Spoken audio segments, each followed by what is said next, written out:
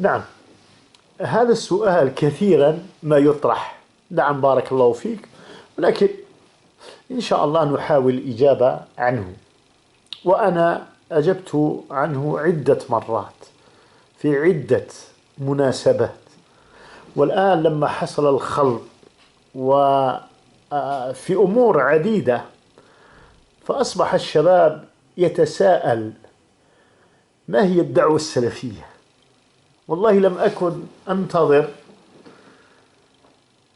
أن يطرح مثل هذا السؤال، لأن الكثير يدعي أنه ينتسب إلى السلفية.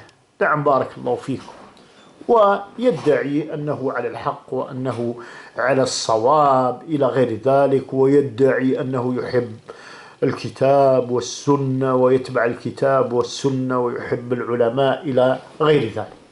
على كل حال، الإجابة على هذا السؤال نقول أو أقول مستعينا بالله جل وعلا: السلفية من هم؟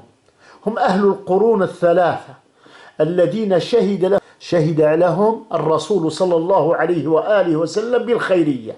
نعم، يقول النبي صلى الله عليه وسلم: خير الناس قرني ثم الذين يلونهم ثم الذين يلونهم. نعم، هؤلاء القرون الثلاثة أو القرون الخيرية. من الذي شهد لهم بالخيرية؟ هو النبي صلى الله عليه وآله وسلم. إذن السلفية تنتسب إلى هذا السلف. السلفية أو السلفيون، نعم، ينتمون إلى هؤلاء السلف. نعم، فقط أقول لإخواني ولأبنائي بأن السلفية ليست نسبة إلى شخص واحد أو 10 أشخاص إلى غير ذلك أو إلى جماعات. هذا غلط، سبحان الله العظيم.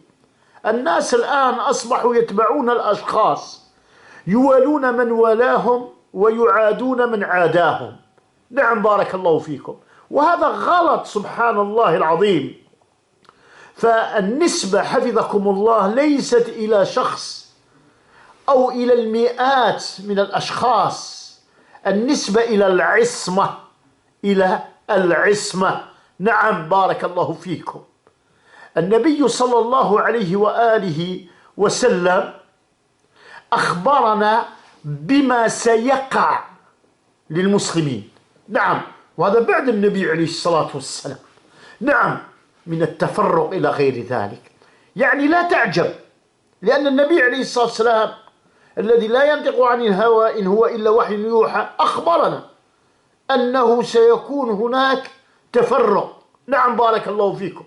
يقول النبي عليه الصلاة والسلام: افترقت اليهود على 71 فرقة والنصارى على 72 فرقة، ثم قال: وستفترق أمتي على 73 فرقة كلها في النار إلا واحدة.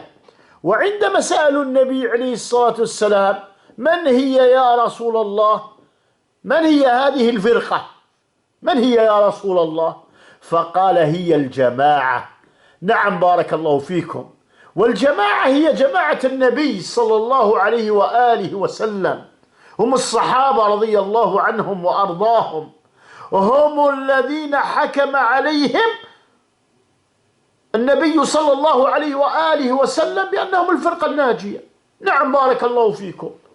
ثم عندما نقول هذا حفظكم الله تعالى، عندما نقول هذا نقول: وكل من سلك طريق هؤلاء. نعم، هؤلاء السلف. ولكن اعلم أن النبي صلى الله عليه وآله وسلم أو أن المولى جل وعلا حذرنا من مخالفة هؤلاء. نعم، يقول الله جل وعلا: ومن يشاقق الرسول من بعد ما تبين له الهدى ويتبع غير سبيل المؤمنين نوليه ما تولى ونصليه جهنم وساءت مصيرا. نعم بارك الله فيك، قد حذرنا. نعم، ويتبع غير سبيل المؤمنين. نعم، ولا يتبع طريق السلف. نعم، النبي عليه الصلاة والسلام يقول: عليكم بسنتي وسنة الخلفاء الراشدين المهديين من بعد، عضوا عليها بالنواجذ. نعم، فنقول إذن هذه هي النسبة حفظكم الله إلى العصمة يا عباد الله، وليس لفلان أو علان كما يحصل الآن. نعم، الفرقة التي نراها الآن أن الكثير من الشباب هداهم الله تسببوا قبل أن يتحسرموا، ظنوا بأن السلفية هي الطعن في الأشخاص، تركوا العلم النافع. نعم، وراحوا يطعنون في الأشخاص. نعم، بارك الله فيكم. يطعنون في من؟ يطعنون في الأشخاص، ثم يخرج على وسائل التواصل ويقول: هذا ليس على الحق إلى غير ذلك، وهو لم يتعلم ولم يدرس. وتجد لهم أتباع كثر، ولا حول ولا قوة إلا بالله. نعم، الله جل وعلا يقول: ومن يشاقق الرسول من بعد ما تبين له الهدى ويتبع غير سبيل المؤمنين نوليه ما تولى ونصليه جهنم وساءت مصيرا. نعم، إذن التمسك بالكتاب وبسنة النبي صلى الله عليه وآله وسلم. نعم، يتمسك بكتاب الله وبسنة النبي عليه الصلاة والسلام. فإن تنازعتم في شيء فردوه إلى الله والرسول. ويقول الله جل وعلا أيضا، يقول: أطيعوا الله وأطيعوا الرسول. نعم، إذن ما هو الحل؟ ما هو سبيل النجاة؟ هو اتباع كتاب ربنا وسنة النبي صلى الله عليه وآله وسلم. نعم، بارك الله فيكم. هذا لمن أراد النجاة والفلاح. نعم، ولا يتمسك بالأشخاص. نعم، لأن السلفية ليس نسبة لشخص أو مئات الأشخاص، فلان أو علان.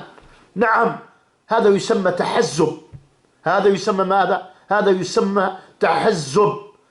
السلفية هي نسبة للعصمة. هي نسبة لماذا؟ هي نسبة للعصمة.